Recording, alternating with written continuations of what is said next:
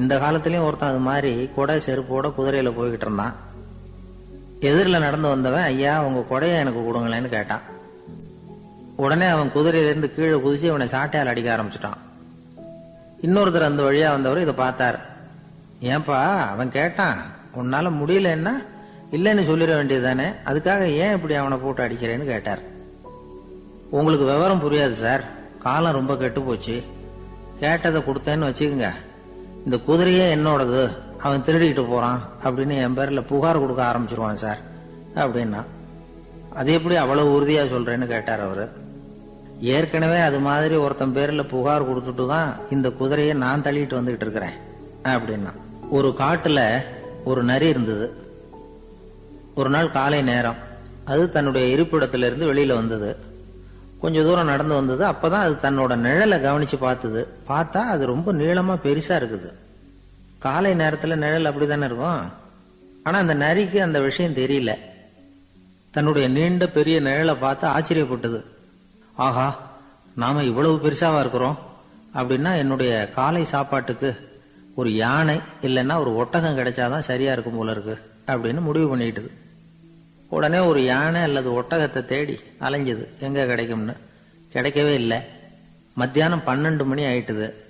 பசியோட அலையுது. இப்ப தன்னோட நிழலை பார்த்தது. அது மத்தியான நிழல் எப்படி இருக்கும், அது ரொம்பவும் குறுகி போய் தெரிஞ்சது. உடனே அந்த நரி என்ன நினைச்சுக்கிட்டு தான் தெரியுமா, காலை ஆகாரம் சாப்பிடாததுனால நம்ம உடம்பு இப்படி அழைச்சு போட்டுதே அப்படின்னு நினைச்சுக்கிட்டு தான். கொஞ்ச நேரம் கழிச்சு மறுபடியும் தன்னுடைய நிழலை பார்க்குது.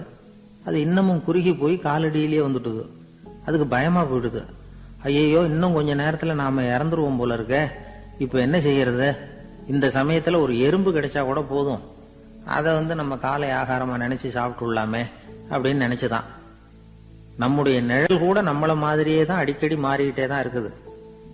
அது எப்பவும் ஒரே மாதிரி இருக்கிறது இல்ல. மனிதனுக்கு ஏற்படுகிற தன்முனைப்பு இருக்கு பாருங்க, ஈகோ, அது கூட ஒரு நிழல் மாதிரி தானா. அப்படி நினைக்க ஆரம்பிச்சுட்டா அதனால ஏதும் பிரச்சனை வராதான். தன்முனைப்பை நிழல் போலவே ஏற்றுக்கொள்ளுங்கள் அப்படிங்கிறது பெரியவங்க கருத்து. ஒரு காரியத்தை வெற்றிகரமா நல்ல விதமா செஞ்சு முடிக்கிறோம்னு வச்சுக்கோங்க, அந்த சமயத்துல ஒரு வித நுட்பமான தற்பெருமை நமக்குள்ள உண்டாகுது. இது இயற்கையானது, அதனால இது மேல பற்று வைக்கப்படாது. அப்படி வைக்க ஆரம்பிச்சுட்டா அந்த தற்பெருமை ஒரு நிரந்தர விருந்தாளியா நம்ம கிட்ட தங்கிக்கும். நம்ம நிழல் எப்படின்னு பாருங்க, நாம நடக்கும் பொழுது நம்ம பின்னாடியே வரும். தன்முனைப்பையும் அப்படியே நினைச்சுக்குங்க. நிழல் யாருக்கும் எந்த பிரச்சனையையும் உண்டாக்குறது இல்லை. ஆனா அந்த நிழலை கண்டே நாம பயப்பட ஆரம்பிச்சுட்டா நாம எதுலயும் வெற்றி காண முடியாது. நிழலோட சண்டை போடக்கூடாது. அது மாதிரி தன்முனைப்போடவும் நாம சண்டை போட வேண்டியதில்லை. இல்லாத ஒன்றோடு சண்டை போடுறது எப்படின்னா, அது இருட்டோட சண்டை போடுறது மாதிரி. நாம நிழல் கிடையாது, நம்ம கிட்ட இருக்கிற தன்முனைப்பு ஒரு நிழல். நம்ம நிழலையும் நமக்கு சமமா பாக்குறோம் பாருங்க, அங்கதான் சிக்கலே ஆரம்பம். இப்போ நாம நடந்து போய்கிட்டு இருக்கிறோம். நம்ம நிழல் தரையில விழுது. யாரோ ஒருத்தர் நம்ம நிழல் மேல காலை வச்சு நடந்து போறார். உடனே அவர்கிட்ட சண்டைக்கா போறோம், ஏண்டா என் நிழலை மிதிச்ச அப்படின்னு. நமக்கு தெரியும் அது நிழல் தாங்கிறது. அவர் உங்க மேல நடக்கல, உங்களுடைய நிழல் மேலதான் நடக்கிறார். அது மாதிரி உங்க தன்முனைப்பின் மேல யாராவது நடந்தா உங்களை அவமானப்படுத்துறதா நினைக்கிறீங்க.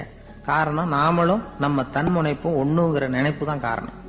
மற்றபடி வேற ஒண்ணும் கிடையாது. நம்ம நிழல் மேல நடக்கிறவர் நம்மளை காயப்படுத்துறது இல்லை. தன்முனைப்பை வேண்டாத ஒன்னாவும் பார்க்க வேண்டியதில்லை. அது இயற்கை. நிழலை உங்க முன்னாடி வைக்க வேணாம், அது உங்க பின்னாடியே இருக்கட்டும். நிழலின் நிழலாகி விடாதீர்கள், நீங்கள் நீங்களாகவே இருங்கள். இதுதான் சான்றோர் சிந்தனை. ஒரு பேருந்துல ஒரே நெரிசல். ஒருத்தர் பக்கத்துல நின்றுகிட்டு இருந்தவர்கிட்ட ரொம்ப பணிவா விசாரிச்சார், ஏன் சார் நீங்க ஏதாவது பெரிய உத்தியோகத்துல இருக்கிறீங்களா அப்படின்னார். அப்படிலாம் ஒண்ணும் இல்லைங்கன்னார் அவரு. அப்படின்னா வேற ஏதாவது அரசியல்ல பெரிய பதவியில் இருக்கிறீங்களா அப்படின்னு கேட்டார். அதுவும் இல்லைங்கன்னார். சரி, பணமாவது அதிகமா வச்சிருக்கீங்களா அப்படின்னு கேட்டார். அப்படிலாம் ஒன்றும் கிடையாது சார்னார் அவரு.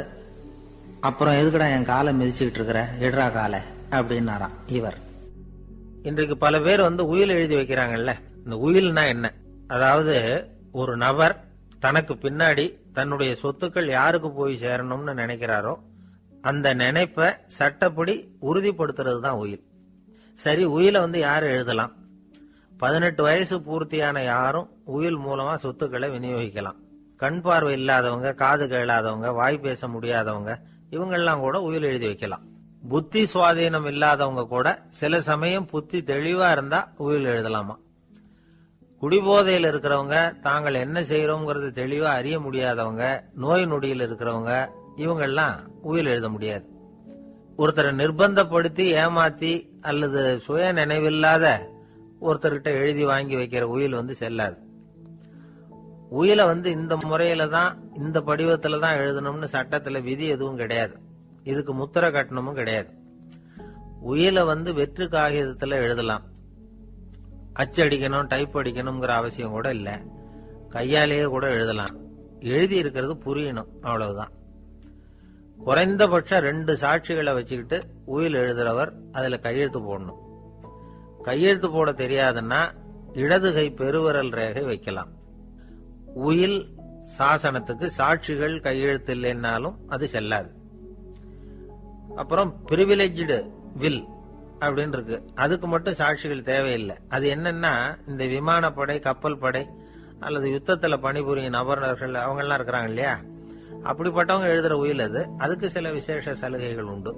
ஒருத்தர் முதல்ல ஒரு உயில் எழுதி வைக்கிறார், அதுக்கப்புறம் மனசு மாறி போகுது, அது வேணாம்னு நினைக்கிறார், ரத்து செஞ்சுடலாம். அதுக்கப்புறம் வேற உயிலும் எழுதலாம். உயிரோட இருக்கிற வரைக்கும் எத்தனை தடவை வேணும்னாலும் உயில் எழுதலாம். கடைசியா எழுதப்பட்ட உயில் சட்டப்படி சரியா இருந்தா அதுதான் அமலுக்கு வரும். சரி, எழுதுற உயில ரகசியமா வச்சிருக்கிறது எப்படி? இது ஒரு கேள்வி.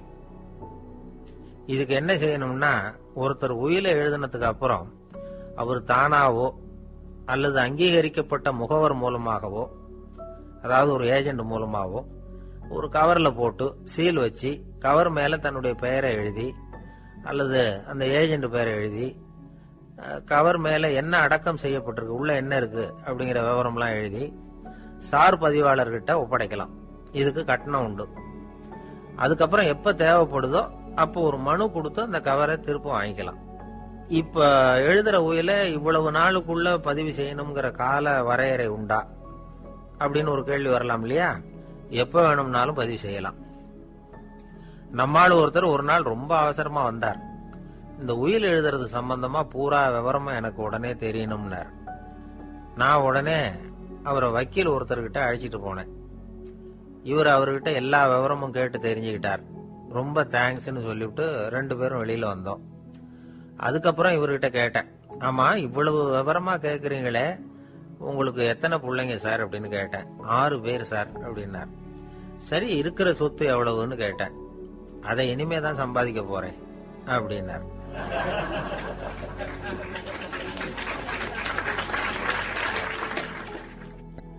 வயிறு பசிக்குதேங்கிறது சிலரோட கவலை, வயிறு பசிக்க மாட்டேங்குதே அப்படிங்கிறது சில பேரோட கவலை. 2 விதமான கவலைக்கும் வயிறு தான் காரணமா இருக்குது.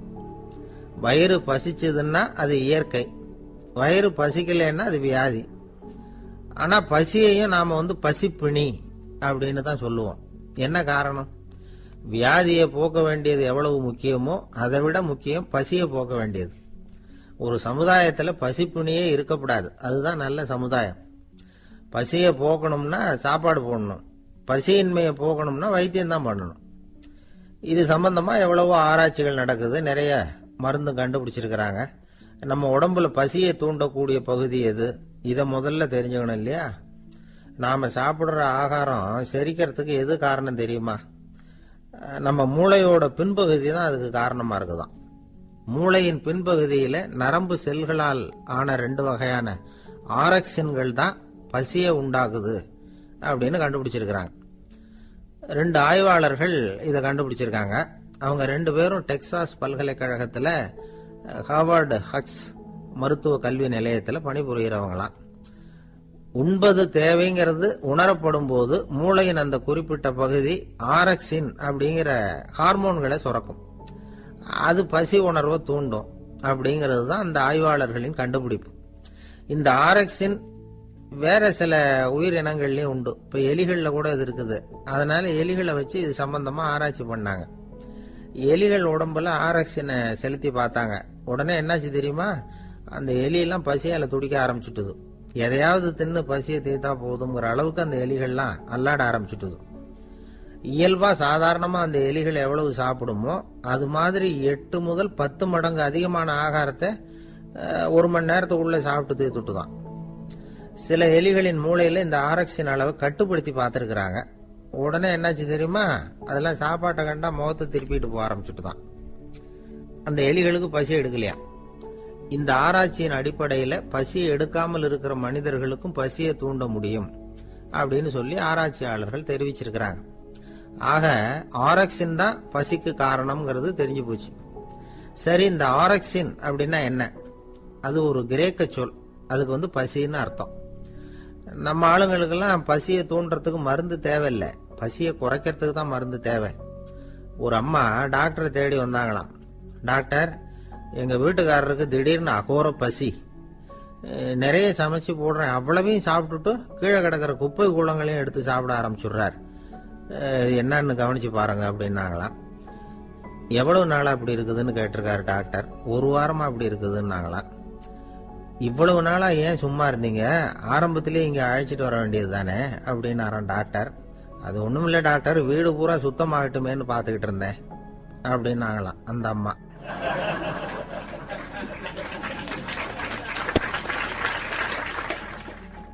வாழும் போதே செத்து போகிறவர்கள் செத்த பிறக்கும் வாழ்ந்து கொண்டிருப்பார்கள். அது எப்படி வாழும் போதே செத்து போறது? இப்ப வரவேற்புறையிலேயே செத்து போறதை பத்தி தான் நமச்சிவாயம் பேசினார். ஆரம்பத்திலே இப்படி பேசுறாருன்னு எனக்கு பயமா இருந்தது. செத்து போறது, நாமெல்லாம் எப்ப செத்து போறது என்ன ஏதுங்கிறது மாதிரி அது இப்ப இப்படி இந்த ஞாபகத்தை படுத்துறாரு அப்படின்னு நினைச்சா. ஆனா அதுதான் அந்த சமாதி நிலைங்கிறது. அதுதான் வாழும் போதே செத்து போகிற நிலை.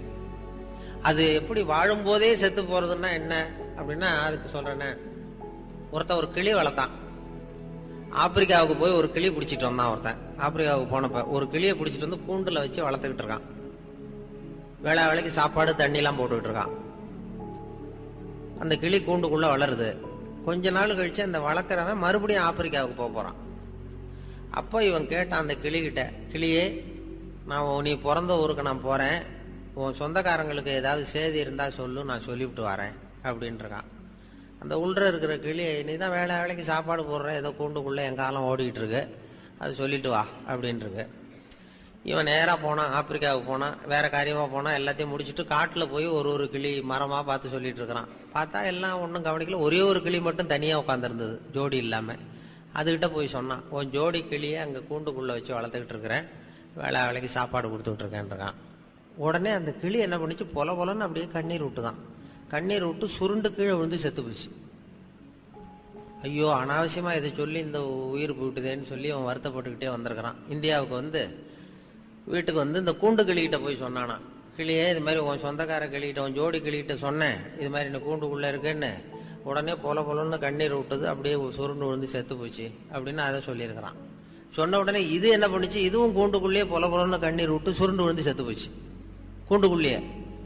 அனாவசியமா 2 உயிர் போயிட்டுதேன்னு சொல்லி அப்புறம் கூண்டை திறந்து, இனிமே இதை வச்சுக்கிட்டு என்ன பண்றது, எடுத்து தூக்கி எறிஞ்சான். தூக்கி எறிஞ்சா படப்படன்னு ரெக்கை அடிச்சுட்டு போய் உட்காந்துக்கிட்டது மரத்துல. அது சாவல.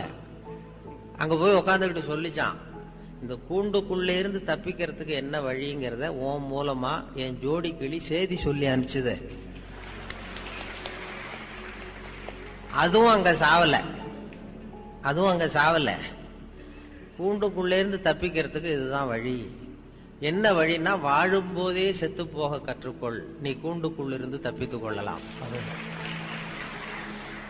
அந்த கிளி வாழும் போதே செத்து போனது இந்த கூண்டுக்குள்ள, இப்போ செத்த பிறகும் வாழ்ந்து கொண்டிருக்கிறது. அந்த தலைகளிலிருந்து விடுபடுறது, நம்முடைய தலைகளிலிருந்து விடுபடுறதுக்கு அந்த வாழும் போதே செத்து போகிற கலையை கற்றுக்கொள்ளுங்கள். அதுதான் அவங்க சமாதி நிலைன்னு பெருசா சொல்றது. அப்படி அந்த நுணுக்கத்தை தான் நமக்கு ஆன்மீகம் நமக்கு சொல்லிக் கொடுக்குது. மனிதனுடைய வாழ்க்கையே களிப்பில் தொடங்கி மகிழ்வில் தொடர்ந்து ஆனந்தத்தில் முடிய வேண்டும் அப்படிமா. களிப்பு, மகிழ்வு, ஆனந்தம் அப்படிங்கிறது அந்த இது. களிப்புன்னு ஒண்ணு நம்ம எப்படின்னா, களிப்புன்னா என்னன்னா, இப்போ ஒரு காப்பியை கொடுக்குறாங்க, ஒரு காப்பி கொண்டாந்து வச்சாங்க, நான் சாப்பிட்டா அதே காப்பியை இன்னொருத்தரும் சாப்பிட முடியாது. இப்போ இங்கே ஒரு ஸ்வீட்டு கொண்டு வந்து வைக்கிறாங்கன்னு வைங்க, ஒரு ஜாங்கிரி வைக்கிறாங்க ஒரு தட்டில், நான் எடுத்து சாப்பிட்டுறேன். அது எனக்கு சந்தோஷத்தை கொடுக்குது, எனக்கு இனிப்பா இருக்கு. நான் சாப்பிட்டா அதே ஜாங்கிரியை இவர் டாக்டரும் சாப்பிட முடியாது. அவருக்கு வேற ஒரு ஜாங்கிரி வேணா கொடுக்கலாம், இதையே சாப்பிட முடியாது. இப்ப நான் போட்டிருக்கிற இந்த சட்டையை இதே நேரத்தில் இன்னொருத்தரும் போட்டுக்க முடியாது. இதுதான் களிப்புக்கு இலக்கணம். களிப்புங்கிறது என்னன்னா எனக்கு மட்டுமே சந்தோஷத்தை கொடுக்கும், அது அடுத்தவங்களுக்கு சந்தோஷத்தை கொடுக்காது. மகிழ்வுங்கிறது எப்படின்னா, ஒரு பாட்டு அருமையா பாடிக்கிட்டு இருந்தாங்க முன்னாடி கச்சேரி. அது என் காதுல விழுந்ததுனால உங்க காதுல விழாம போயிட்டுதா? ஒருத்தர் காதுல விழறதுனால இன்னொருக்கு உபயோகப்படாம ஒரே நேரத்தில் அத்தனை பேருக்கும் சந்தோஷத்தை கொடுக்குது. இதுதான் மகிழ்வுங்கிறது. இது ரெண்டுக்குமே ஒரு எல்லை உண்டான். களிப்புங்கிறதுக்கும் மகிழ்வுங்கிறதுக்கும் எல்லை உண்டு. எப்படின்னா, ஒரு ஜாங்கிரி வச்சா எனக்கு இனிப்பா இருக்கு, இன்னொன்னு வைக்கிறீங்க சாப்பிட்றேன், இன்னொன்னு வைக்கிறீங்க சாப்பிட்றேன், இப்படி 115 ஜாங்கிரி வைக்கிறீங்க. 116வது ஜாங்கிரி வைக்கும்பொழுது வைக்கிறவனா அடிக்கலாமான்னு தோணும். அதாவது ஒரு வெறுப்பு வந்துருது பாருங்க. அதுதான் களிப்பினுடைய இலக்கணம். களிப்புங்கிறது ஒரு எல்லை தான். அதுக்கு மேல அது கோபமா மாறும், எரிச்சலா மாறும். மகிழ்வுங்கிறதும் அப்படிதான். இப்ப அந்த பாட்டு பாடினாரு, திருப்பி திருப்பி அதே பாட்டை பாடிக்கிட்டே இருக்காருன்னு வைங்க. முதல் தடவை நல்லா இருக்கு, கை தட்டுவோம். திருப்பி திருப்பி பாடி 20-30 தடவை அதே பாடினாருன்னா மெதுவா தூக்கி கொண்டு போய் வெளியில விட்டுலாமான்னு தோணும். அதுக்கும் ஒரு எல்லை இருக்கு, மகிழ்வுக்கும் ஒரு எல்லை உண்டு. ஆனந்தம்ங்கிறது எப்படின்னா ஆன்மா சம்பந்தப்பட்டது, அதுக்கு எல்லையே கிடையாதான். அது எப்படி ஆனந்தத்தை அடையிறது என்னன்னா, விவேகானந்தர் சொன்னதுதான், அடுத்தவங்களுக்கு உதவுங்கள். இப்போ ஒருத்த என்னால நிம்மதியா இருக்க முடியல சார், எனக்கு என்ன காரணம்னு புரியல, நீங்க தான் வழி சொல்லணும்னு ஒரு ஆசிரமத்துக்கு போய் ஒரு இது மாதிரி சாமி மாதிரி ஒரு பெரியவர்கிட்ட போய் கேட்டிருக்கான். அந்த ஆசிரமத்துல பெரியவர் என்ன சொன்னாரு, நான் உனக்கு உன் நிம்மதிக்கு வழி வேணுமா, உனக்கு நான் சொல்றேன் வா, இங்க படு, ராத்திரிக்கு இங்க தங்கிடு, காலையில உனக்கு சொல்றேன் அப்படின்னு ராத்திரி சாப்பாடுலாம் போட்டு ஒரு பாயை போட்டு தலைவாணி கொடுத்து படுத்துக்கடா அப்படின்னு படுக்க வச்சுட்டார். நிம்மதியா படுத்துவனான். ஏன்னா நல்ல சாப்பாடு போட்டு நல்ல காத்து படுத்துவங்கிட்டான். காலையில இவர் வந்தார், சாமியார் வந்தார். இவன் படுத்துவனை தட்டி எழுப்பினாரே, எழுந்துடுறானு எழுந்திரிச்சான். என்ன ராத்திரி பூரா நிம்மதியா படுத்துவனியா? நிம்மதியா தூங்கினேன் சாமி அப்படின்றான். அந்த தலைவணியை தூக்கு அப்படின்னா தலைவணி எடுத்தா ஒரு நல்ல பாம்பு அப்படியே படம் எடுக்குது உள்ள இருந்து. ராத்திரி பூரா உள்ள ஒரு நல்ல பாம்பு இப்படி படத்தை கொத்தா வருது. அப்படியே அலறி அடிச்சுட்டு ஓடி வந்துட்டான். அப்ப இவர் இந்த சாமியார் சிரிச்சுட்டு சொன்னாராம், ராத்திரி பூரா அந்த நல்ல பாம்பு உன் தலைவணிக்கு அடியில் தான் இருந்தது, நான் தான் கொண்டாந்து வச்சேன். ராத்திரிக்கு பூரா உன் தலைக்கு அடியிலேயே ஒரு நல்ல பாம்பை வச்சுக்கிட்டு உன்னால எப்படி நிம்மதியா இருக்க முடிஞ்சது அப்படின்னு கேட்டிருக்காரு. நிம்மதியா தூங்கினேங்கிற, ஆனா உன் தலைக்கு ஒரு அடி பக்கத்திலேயே நல்ல பாம்பு இருக்கு, எப்படி நிம்மதி உனக்கு கிடைச்சது? அது இருந்தது எனக்கு தெரியாது, என் மனசு அதுல இருந்து விலகி இருந்தது, அதனால நிம்மதியா இருந்தேன் அப்படின்றான். அப்பதான் அவர் சொன்னாராம், உன்னுடைய மனது எதுல இருந்து விலகி இருக்கிறதோ அதுல இருந்து உனக்கு நிம்மதி கிடைக்கும். அதனால அந்த மனதை விலகி இருக்கிற கலையை கற்றுக்கொள். அது இருக்குன்னு தெரிஞ்சிருந்ததுன்னா உன்னால தூங்கிருக்க முடியாது. பாம்பு இருக்குன்னு சொல்லியிருந்தேன்னா ஒரு வார்த்தை நீ தூங்கிருக்க மாட்டேன். அந்த நுணுக்கத்தை கற்றுக்கொள் அப்படின்னு சொல்லி அவர் சொல்லுவாங்க. அப்படிதான் அந்த நமக்கு முன்னோர்கள்லாம் அதை சொல்றாங்க. விதி மதியெல்லாம் இவர் எந்த விதியை மதியால் வெல்லலாம்ங்கிறதா விவேகானந்தருடைய கருத்து. நான் துணிச்சலா விதியாவது உண்டாவது, மதியால் எல்லாம் வெல்லலாம். வாழ்க்கையில் நமக்கு விதி மதிங்கிறது ரெண்டு கலந்துதான் வந்துகிட்டு இருக்கு. அதுல என்ன முக்கியம்னா, நமக்கு புரிஞ்சுக்கிறாப்புல அதை சொல்லணும்னா, எதை சந்திக்கிறோமோ அது விதி, எப்படி சந்திக்கிறோமோ அது மதி. இதுதான் அந்த சந்தர்ப்பம்ங்கிறது. நாம சந்திக்கிறோம், எத்தனையோ சந்தர்ப்பங்கள் வருது. எதை சந்திக்கிறோமோ அதுக்கு பேர் விதி. அதை எப்படி நாம எதிர்கொள்ளுகிறோம் சந்திக்கிறோம்ங்கிறது மதி. அந்த மதி சாமர்த்தியமா இருந்ததுன்னா விதியை வெல்ல முடியுங்கிறது தான் விவேகானந்தருடைய கருத்து. அந்த அளவுக்கு அவங்க இது பண்றாங்க. அதுலதான் அந்த சமாதி நிலைங்கிறது ஒரு பெரிய ஆன்மீகத்துல அவங்க பெருசா சொல்றாங்க. அது 14 வயசுலயே விவேகானந்தருக்கு வந்துட்டுதுன்னு சொல்லி குறிப்புகள் சொல்லுது. அது அவங்க அப்பா ஏதோ ராய்ப்பூர்ல இருந்தாராம், விவேகானந்தருடைய அப்பா. அதாவது அப்பா நரேந்திரன் பேரு. இவங்க அம்மாவோட ஒரு மாட்டு வண்டியில போயிட்டு இருந்தாராம். அவங்க அப்பாவை பாக்குறதுக்கு ரொம்ப தூரம் மாட்டு வண்டியில போகணும். அப்படி போகும்பொழுது ஒரு காட்டு பாதை போயிட்டு இருக்கும்போது, பெரிய காட்டு பாதை, ரெண்டு பக்கம் பெரிய பெரிய மலை சிகரம், உயரம் ஆகாயத்தை தொடர்றது மாதிரி 2 சிகரங்கள். அது 2 மலை நெருங்கி இருக்கு. அதுல அந்த தேன் கூடு கட்டி இருக்கு. 2 மலையை இணைச்சி பெரிய தேன் கூடு கட்டி இருக்குது. இந்த இயற்கையினுடைய வினோதத்தை பார்த்து இவர் என்னமோ அதிசயத்தை ஒரு பரவச நிலைக்கு போயிட்டாராம் விவேகானந்தர் 14 வயசுல. அதுதான் அவர் முதல்ல அவருடைய நிலை. அதை சமாதி நிலைன்னே சொல்லி பின்னாடி எல்லாரும் அந்த குறிப்புல அதை சொல்றாங்க. சமாதி நிலைங்கிறது ரொம்ப பெரிய விஷயம். பெரியவங்களுக்கெல்லாம் அது ரொம்ப காலம் கழிச்சு ஏற்படுறது. ராமகிருஷ்ண பரமஹம்சர்கிட்டயே அவருடைய படத்தையே ஒருத்தர் ஓவியர் வரைஞ்சாராம். ராமகிருஷ்ணர் படத்தையே ஒருத்தர் ஓவியர் வரைஞ்சி அவர்கிட்டயே கொண்டு போய் காட்டியிருக்காரு. ராமகிருஷ்ணர் படத்தை வரைஞ்சி அவர்கிட்டயே கொண்டு போய் படத்தை காட்டியிருக்காரு ஓவியர். இவர் ராமகிருஷ்ணர் என்ன பண்ணாரு, அது தொட்டு கும்பிட்டாராம். நல்லா இருக்குன்னு சொல்லி தொட்டு கும்பிட்டுருக்காரு. இவருக்கு ஆச்சரியம் எல்லாருக்கும், என்னது உங்க படத்தையே தொட்டு கும்பிடுறீங்க அப்படின்னு கேட்டதுக்கு அவர் சொன்னாராம், இது என்னுடைய படமா இருந்தா நான் தொட்டு கும்பிட்டுருக்க மாட்டேன், நீ என்னுடைய சமாதி நிலையை படமா வரைஞ்சிருக்கிற, என்னுடைய சமாதி நிலையை நீ படமாக வரைந்திருக்கிறாய், அது உயர்ந்த நிலை, அது நாம் வணங்க வேண்டியது, அதனால தான் தொட்டு கும்பிட்டேன் அப்படின்பாங்க. அந்த சமாதிங்கிறது ஒரு பெரிய நிலை. அது அஷ்டாங்க யோகத்துல சொல்லுவாங்க. சரி, அந்த அந்த இயமம் நியமம் ஆசனம் பிராணாயாமம் பிரத்யாகாரம் தாரணை தியானம் சமாதின்னு சொல்லுவாங்க. 8 நிலை. அது எப்படின்னா, ஒரு ஒரு ஆமை ஏதாவது ஒரு ஆபத்துன்னா 4 காலு தலையை உள்ற இழுத்துக்குதுல்ல, அது மாதிரி 5 புலன்களையும் நாம உள்ற இழுத்துக்கிறது, உள்ற ஒடுக்க தெரியணும். ஆங்காரம் உள்ளடக்கி 5புலனை சுட்டறுத்து தூங்காமல் தூங்கி சுகம் பெறுவது எக்காலம் அப்படின்னு பத்திரகிரியார் பாடுறார். தூங்காமல் தூங்குவதுங்கிறது தான் சமாதி நிலை. தூங்காமல் தூங்கி சுகம் பெறுவது எக்காலம். அது ஆங்காரம் உள்ளடக்கி 5புலனை சுட்டறுத்து அப்படின்னா 5 புலன்கள் இருக்குல்ல, அதுல சுட்டு அறுக்கணும். அதாவது இப்ப இந்த கேன்சருக்கெல்லாம் தீச்சு விட்டுறாங்கல்ல, வெறுமனை அடக்கிறது இல்ல, சுட்டு அறுத்து அந்த 5 புலன்களையும் ஆமை மாதிரி உள்ற அடக்கிட்டு தலையை இழுத்துக்கிட்டாங்கன்னா அதுக்கு பேரு தான் பிரத்யாகாரம்னு பேரு. அந்த உள்ற அடக்கின 5 புலன்களையும் ஒரே எண்ணத்தை நோக்கி ஒரே புள்ளியை நோக்கி செலுத்துவது இருக்குல்ல, அதுக்கு தாரணைன்னு பேரு. அந்த ஒரு புள்ளியிலேயே நிலைச்சிருக்க வைக்கிறது இருக்குல்ல, அதுக்கு தியானம்னு பேரு. அதையும் கடந்து போறது சமாதி. இதுதான் அவங்க சொல்றது சமாதி நிலைங்கிறது. அது வாழும் போதே செத்து போகிறவர்கள் செத்த பிறகும் வாழ்ந்து கொண்டிருப்பார்கள் அப்படிங்கிறது ஒரு பெரிய தத்துவம். அது தற்செயலா நடந்த ஒரு இது. என்ன மாதிரியே பேசுறேனாரு, அவர் மாதிரியே பேசக்கூடிய ஒரு நிகழ்ச்சி பெரிய மருதுன்னு ஒரு சினிமா படம் பெரிய மருதுன்னு ஒரு அதுல நடிச்சு விட்டு அவர் இறந்து போனார். அதுக்கப்புறம் அந்த குரலுக்கு தகுந்தாப்புல பேசணும்னு சொல்லி இந்த வி கோபாலகிருஷ்ணன் அந்த நடிகர்கள்லாம் புடிவாம கொண்டு, எனக்கு பேச தெரியாது சார், எனக்கு அதெல்லாம் அனுபவம் இல்லை. என்ன இல்ல அவர் வாயை அசைக்கிறாரு, என்ன பேசியிருக்காருன்னு நாங்க சொல்லி கொடுக்குறோம், அதே மாதிரி பேசி அவர் வாயை திறந்தா நீயும் திறக்கணும், மூடனா மூடணும் அப்படின்னு சொல்லி என்ன ரொம்ப கஷ்டப்படுத்தி அதை எடுத்தாங்க. அப்புறம் படத்துல எப்படியும் மேக்கப் பண்ணி சரி பண்ணாங்க. அது மாதிரி தற்செயலா அது மாதிரி நடந்தது. அனுமார் வேஷம் போட்டதுதான் அவருடைய முதல் அனுபவம் அப்படின்னு சொல்லி சொன்னார். அது சில பேருக்கு சொன்னாங்க, ஒரு படத்துல அனுமார் வேஷம் போட்ட ரொம்ப தத்ரூபமா இருந்ததுதான். நீ எதுவாக இருக்கிறாயோ அதுவாகவே ஆகிவிடுன்னு ஒரு பெரிய தத்துவம் சொல்லுவாங்க. அப்ப அவர் சொன்னார், நான் அனுமார் வேஷம் போட்டா குரங்காவே ஆயிடுவேன் சார் அப்படின்னு ஒருத்தர் அவ்வளவு ஒன்றி நடிக்கிறவர். அவருக்கு முதல் பரிசு கொடுத்தாங்களாம் அனுமார் வேஷம். அப்போ மேடையில கேடயத்தை வாங்கிட்டு அவர் அனுமார் வேஷம் போட்டு முதல் வாங்கினவர் சொல்லிருக்காரு, என்ன மன்னிச்சுங்க, அவர் இந்த பரிசுக்கு உரியவன் நான் கிடையாது, எனக்கு மேக்கப் போட்டாரே அவருக்கு தான் கொடுக்கணும், அவரு தான் உண்மையான பரிசுக்குரியவர், அவரை கூப்பிட்டு கொடுங்க அப்படின்னு கொடுத்துருக்காரு. மேக்கப் மேனை கூப்பிட்டு அவர் கையில இந்த கேடயத்தை கொடுத்தாங்களாம். இந்த மேக்கப் மேன் அப்புறம் பேசினாராம். அவர் ரொம்ப ஐயா தன்னடக்கத்தோட இந்த பரிசை என்கிட்ட கொடுத்துருக்காரு, நான் உண்மையிலேயே அவருக்கு மேக்கப்பே போடல, சும்மா வாழை மட்டும்தான் ஒட்ட வச்சேன் அப்படின்னாராம். அது எப்படி இருக்கு பாருங்க. அப்படி சில பேருக்கு அப்படி இயல்பா அமையும்.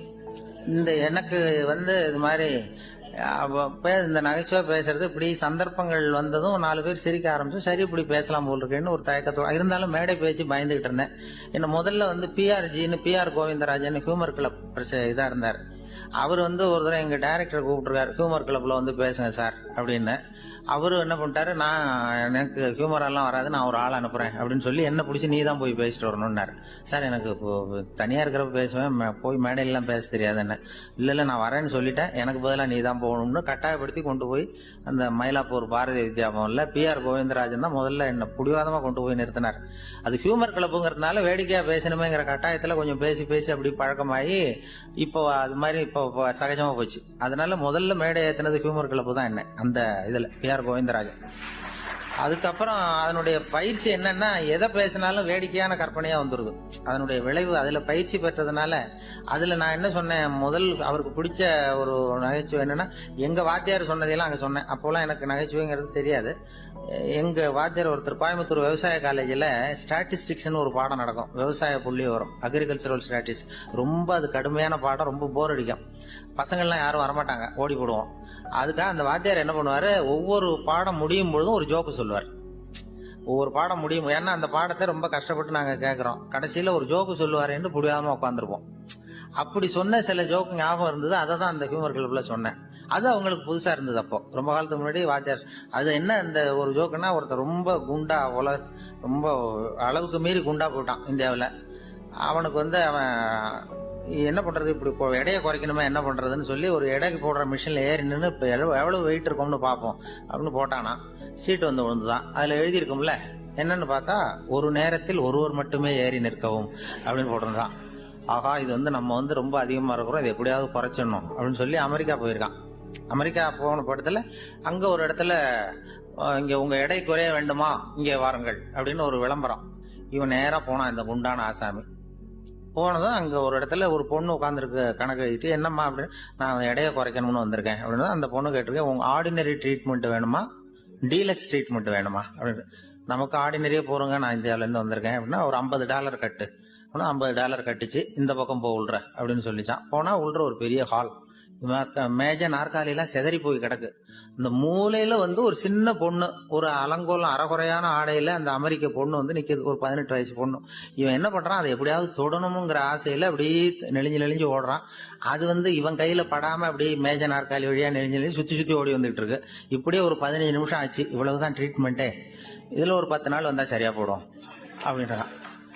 இவனுக்கு யோசனை, இது ஆர்டினரியே இப்படி இருந்தா டீலக்ஸ் எப்படி இருக்கும், அதை உடனே பார்த்துடணும் அப்படின்னு சொல்லி, பட்டினி கிடந்தாலும் பரவாயில்ல, மிச்சம் இருக்கிறத பார்த்து, இதுக்காக ஒருத்தர் இன்னொருத்தர் அமெரிக்காவுக்கு வரப்போறோம் அப்படின்னு போய் அதே பொண்ணுட்டு போயிருக்கான். அம்மா, நான் டீலக்ஸ் ட்ரீட்மெண்ட்டும் உடனே எடுத்துக்கலாம்னு நினைக்கிறேன். அப்படியா, அப்படின்னா ஒரு $200 கட்டணுமேனு, கட்டிடுறான். நீ இந்த பக்கம் போகணும், இன்னொரு ரூமை காட்டிடு. அங்க போனா அங்கேயும் இதே மாதிரி மேஜ நாற்காலி எல்லாம் செதறி கிடக்கு. அதே ஒரு மூலையில பார்த்தா ஆர்வமா அங்க யாராவது நிக்கிறாங்களான்னு, ஒரு 90 வயசு கிழவி, அதுவும் அரைகுறையோட ஆடை, அது இவனை விரட்டுது, எப்படியாவது தொடணும். இவன் தப்பிச்சா போறோம்னு சுத்தி ஓடி வந்துட்டு இருக்கான். கூப்பிட்டதும், இது ஒரு 4 நாள்லயே சரியா போடும், இதுல இதான் டீலக்ஸ் ட்ரீட்மெண்ட். இதை எங்க வாத்தியார் கோயம்புத்தூர்ல சொன்னாரு, இதை ஹியூமர் கிளப்ல சொன்னேன். அதுக்கப்புறம் தான் எனக்கு ஒரு முத்திரை குத்துனாங்க, சரி ஒரு நம்ம ஆள் போல் இருக்கு, நம்ம கோஷ்டியில சேர்ந்தவர் அப்படின்னு சொல்லி அப்புறம் அடிக்கடி கூப்பிட ஆரம்பிச்சாங்க. இன்பம் துன்பம் இது ரெண்டும் சேர்ந்ததுதான் வாழ்க்கை, இது எல்லாரும் சொல்லிட்டு இருக்கிற ஒரு உண்மை. அது சரி, இது ரெண்டும் வர்றதுக்கு என்ன காரணம்? துறவி ஒருத்தர் யோசிச்சு பார்த்திருக்கார். இன்ப துன்பம் தோன்றுவதற்கு முக்கியமா 6 காரணங்கள் உண்டு அப்படிங்கிறார் அவர். அது என்னங்கிறத நாமளும் தெரிஞ்சு வச்சுக்குவோமே. இப்ப முதல் காரணம் சுயநலம். ஒரு தாயார் தன்னுடைய சுயநலம் கருதி தன்னுடைய மகன் இன்பமா இருக்கணும்னு ஆசைப்படுறாங்க. மகனும் அப்படியே ஆசைப்படுறான். அதனால தாயாரின் இன்ப துன்பங்களை பார்த்துட்டு மகனும் இன்ப துன்பம் அடையறான். அந்த அம்மாவுக்கும் அதே நிலைமை தான். 2வது காரணம் உறவு. நான் துறவியான பிறகு கூட உறவுங்கிற காரணத்தினாலதான் தாயாருடைய சுக துக்கங்களை கண்டு நானும் சுக துக்கம் அடைகிறேன். என் தாயாருடைய நிலைமையும் இதுதான் அப்படிங்கிறார் ஒரு துறவி. 3வது காரணம் என்னன்னா அறிமுகம். எனக்கு அறிமுகமான ஒருத்தரை ரயில் நிலையத்துல சந்திக்கிறேன். அவர் தன்னுடைய பணப்பையை எங்கேயோ தொலைச்சுட்டு வருத்தப்பட்டு இருக்கிறார். நானும் வருத்தப்படுறேன். அந்த சமயத்துல யாரோ ஒருத்தர், இதுதானே அவங்க பணப்பை அப்படின்னு சொல்லி கொண்டாந்து நீட்டுறார். பணப்பைய தொலைச்சவர் சந்தோஷப்படுறார், நானும் சந்தோஷப்படுறேன். இது அந்த துறவி சொல்ற அனுபவம். 4வது காரணம் என்னன்னா கருணை. எனக்கு முன்னே பின்னே தெரியாத ஒருத்தனை யாரோ ஒருத்தன் அடிச்சு காயப்படுத்தி போடுறான். கருணை காரணமா நான் அதுக்காக துக்கப்படுறேன். 5வது காரணம் எதையும் நம்புறது. ஒரு பசுமாட்டை ஒரு முரணை அடிச்சுக்கிட்டு இருக்கிறான் அப்படின்னு ஒருத்தர் நம்ம கிட்ட சொல்றாருன்னு வைங்க, உடனே நான் துக்கப்படுறேன். இன்னொருத்தர் அந்த முரணனை போலீஸ்காரங்க புடிச்சிட்டு போயிட்டாங்கன்னு சொல்லி சொல்றாரு, நான் உடனே சந்தோஷப்படுறேன். 3வதா ஒருத்தர் முதல் 2 பேரும் சொன்னது பொய்யுங்கிறார். அப்ப நான் இன்ப துன்பம் ரெண்டுமே இல்லாம நிம்மதியா இருக்கிறேன். இது ஒரு விதம். அடுத்தது 6வது காரணம் என்னன்னா தன்மயமாகுதல். ஒரு நாவல் படிச்சுக்கிட்டு இருக்கிறோம், அதுல வர்ற பாத்திரங்களோட நாம ஒன்றி போயிடுறோம். அதுல வர்ற பாத்திரங்கள் சிரிச்சுதுன்னா நாமளும் சிரிக்கிறோம், அது அழுதுன்னா நாமளும் அழறோம். அதெல்லாம் அந்த துறவி சொல்ற அனுபவ உண்மைகள். இன்ப துன்பம் இது ரெண்டும் தோன்றுவதற்கு சுயநலம், உறவு, அறிமுகம், கருணை, எதையும் நம்புறது, தன்மயமாகிறது, இது எல்லாம் தான் முக்கிய காரணம் அப்படின்னு அவர் சொல்றார். ஆக கூடி ஒட்டு மொத்தமா யோசனை பண்ணி பார்த்தா பிற பொருள்கள் மீது பற்றுதல் காரணமா தான் நாம இன்ப துன்பம் அடையிறோம் அப்படிங்கறத புரிஞ்சுக்க முடியுது. மனுஷன் இன்ப துன்பம் அடையறதுக்கு 7வது காரணம் கூட ஒண்ணு உண்டு அப்படின்னு சொல்லிட்டே வந்தார் ஒருத்தர். அது என்ன அப்படின்னு கேட்டோம். அதுதான் சார் இந்த நீங்க சொல்லிட்டு வர்ற இன்று ஒரு தகவல்னார். எப்படி சொல்றீங்கன்னு கேட்டோம். இன்று ஒரு தகவல் கேட்க ஆரம்பிக்கிறப்போ மனசுல இன்பம், ஆரம்பிச்ச உடனே இது ஏற்கனவே கேட்ட சமாச்சாரமாச்சே அப்படின்னு நினைக்கிறப்போ துன்பம் அப்படின்னு அதுக்கு ஒரு விளக்கம் கொடுத்தாரு அவர். அப்படின்னா மனுஷன் பண்ற தவறுகளுக்கு உண்மையான காரணம் தான் என்ன? இதே சந்தேகம் அர்ஜுனனுக்கும் வந்துதான். அதனாலதான் அவன் பகவானை பார்த்து கேக்குறான். மனுஷன் தன் விருப்பத்துக்கு விரோதமா ஏதோ ஒரு சக்தியினால பலாத்காரமா இழுக்கப்பட்டது மாதிரி பாவம் பண்றானே, அந்த சக்தி என்ன அப்படின்னு கேக்குறான். இதுக்கு பகவான் பதில் சொல்றார். காமமும் குரோதமும் தான் அந்த சக்திகள், அதாவது ஆசையும் சினமும். இது ரெண்டும் உன்னுடைய எதிரிகள் அப்படிங்கறத புரிஞ்சுக்கோ அப்படிங்கிறார். இன்னமும் நுணுக்கமா பார்த்தா காமத்தினுடைய மறு உருவங்கள் தான் குரோதமும் லோபமும். ஆசை நிறைவேறலன்னா குரோதம், அதாவது கோபம். ஆசை நிறைவேறிட்டதுன்னா லோபம், அதாவது பேராசை. பாவத்தை கண்ட்ரோல் பண்ணணும்னா அதுக்கு மெயின் சுவிட்ச் எது அப்படிங்கறது இப்பதான் தெரியுது. அதுக்கு மனுஷன் தெரிஞ்சேதான் தவறு பண்றான் அப்படின்னு பேசிக்கிட்டோமே. அதுக்கு ஒரு உதாரணம். ஒரு ஆளு ஹோட்டல்ல சாப்பிட போனான். சாப்பிட்டு முடிச்சான். எழுந்திரிச்சு முதலாளி கிட்ட பில்ல கொடுத்தான். காசை கொடுக்கல. முதலாளி பணம் கொடுன்னு கேட்டார். இவன் என்கிட்ட பணம் இல்லைன்னா. முதலாளி கொஞ்சம் கூட அலட்டிக்கல. உள்ள இருந்து ஒரு ஆளை கூப்பிட்டார். இவனை கூப்பிட்டுட்டு போய் இட்லி மாவு ஆட்ட சொல்லுனார். இவனும் கவலைப்படாம உள்ள போயிட்டான். அப்போ அழைச்சிட்டு போற ஆளு கேக்குறான், ஏன் சார் சாப்பிடுறதுக்கு முன்னாடி காசு இல்லைங்கிறது உங்களுக்கு தெரியாதா அப்படின்னு கேக்குறான். தெரியும், காசு இல்லைங்கிறதும் தெரியும், காசு இல்லாம சாப்பிட்டா மாவாட்டணுங்கிறதும் தெரியும் அப்படின்னா அந்த ஆள். அப்படின்னா நீங்க உங்க வீட்லயே சாப்பிட்டு இருக்கலாமே அப்படின்னு கேக்குறான் அவன். அதுக்கு இவரு சொல்றாரு, அது எப்படி, அங்க சாப்பிட்டாலும் நான் இதே வேலையை தானே செய்ய வேண்டியிருக்கும் அப்படின்னாராம்.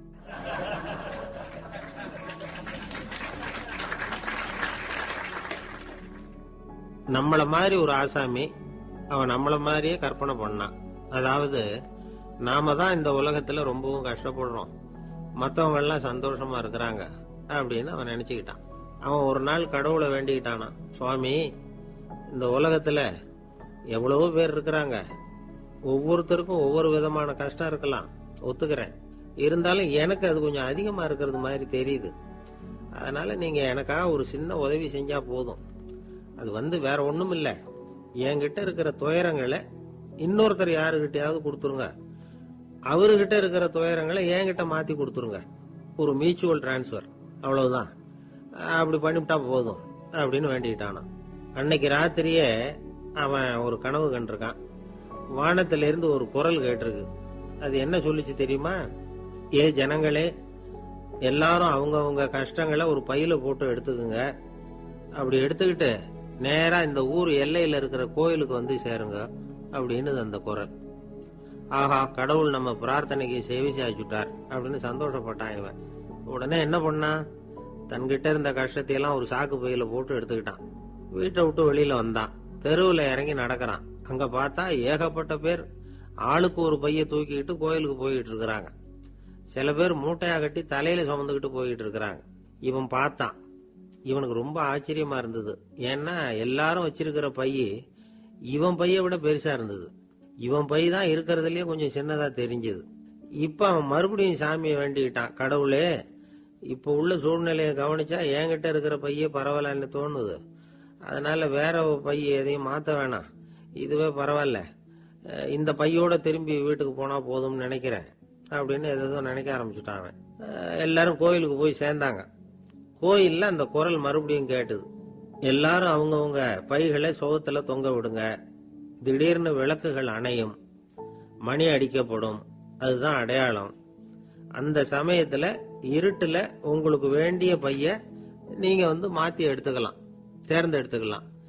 வெளிச்சம் இருக்கிறப்பவே உங்களுக்கு பிடிச்ச பைக்கு பக்கமா பார்த்து நீங்க நின்னுக்கலாம் அப்படின்னு சொல்லி விவரம் சொல்லிச்சான் அந்த குரல். அப்படி சொன்னதுக்கு அப்புறம் திடீர்னு விளக்கு அணைஞ்சுது, மணி அடிச்சுது. கொஞ்ச நேரம் கழிச்சு மறுபடியும் விளக்குகள்லாம் எரிஞ்சுது. இப்போ பார்த்தா எல்லாரும் அவங்கவுங்க பையையே கெட்டியா புடிச்சுக்கிட்டு நிக்கிறாங்க. இவனும் அப்படியே நிக்கிறான். இவன் மெதுவா பக்கத்துல நிக்கிறவங்க கிட்ட கேட்டானா, ஏன் நீங்க பைய கையிலேயே வச்சிருக்கிறீங்க, செவுத்துல மாட்டலையா அப்படின்னு கேட்டிருக்கான். இல்லப்பா, நீ ஏன் கையிலேயே வச்சிருக்கிறியோ அதே காரணத்துக்காக தான் நாங்களும் வச்சிருக்கிறோம். நம்ம கவலைகளை பத்தி நமக்கு ஓரளவுக்காவது தெரியும், ஆனா மத்தவங்க கவலைகள் நமக்கு பரிச்சயம் இல்லாதவை, பழக்கம் இல்லாதது. அதனால நமக்கு தெரிஞ்ச கவலைகளை சமாளிக்கிறது சுலபம். தெரியாததை சமாளிக்கணும்னா மறுபடியும் ஆரம்பத்தில இருந்து ஆரம்பிக்கணும். அதனால பழைய நண்பர்களோட வாழறது தான் மேல் அப்படின்னு ஆனான். அதுக்கப்புறம் அவன் தன்னோட பைய போதும்னு வீட்டுக்கு திரும்பி வந்துட்டானான். இது ஒரு பெரியவர் சொல்லி இருக்கிற கதை. அதனால நம்ம கிட்ட இருக்கிற கஷ்டங்கள் தான் பெருசு, அதை இன்னொருத்தங்கிட்ட கொடுத்துட்டு மாத்திக்கலாம் அப்படின்னு நினைக்கிறது தப்பு. இதே மாதிரி இன்னொரு சம்பவம். ஒரு ஊர்ல ஒரு நாள் ராத்திரி ஆகாயத்தில இருந்து கடவுள் குரல் கேக்குது. இந்த ஊர்ல இருக்கிற ஜனங்கள்லாம் கொஞ்சம் கவனிங்க, உங்களுக்கு ஒரு செய்தி. அதாவது இங்க இருக்கிற ஜனங்கள்லயே கொஞ்சம் கூட கவலையே இல்லாத ஆள் யாருன்னு எனக்கு தெரியணும். அதனால எல்லாரும் அவங்க கவலைகளை ஒரு பையில போட்டு எடுத்துக்கிட்டு கோயிலுக்கு வாங்க அப்படின்னாரு கடவுள். உடனே வரிசையா எல்லாரும் வர ஆரம்பிச்சாங்க. எல்லார் கையிலயும் பை இருந்தது, சின்னதும் பெருசுமா. கவலையே இல்லாத ஆள் யாருன்னு தேடினார் கடவுள். ஒரே ஒரு ஆள் மட்டும் கையில எதுவும் இல்லாம வெறும் கையை வீசிக்கிட்டு ரொம்ப ஜாலியா நடந்து வந்துகிட்டு இருந்தான். கடவுள் அவங்க கிட்ட போனார். ஏன்பா உனக்கு கவலையே இல்லையா அப்படின்னு கேட்டார். எனக்கும் சில கவலைகள்லாம் உண்டு.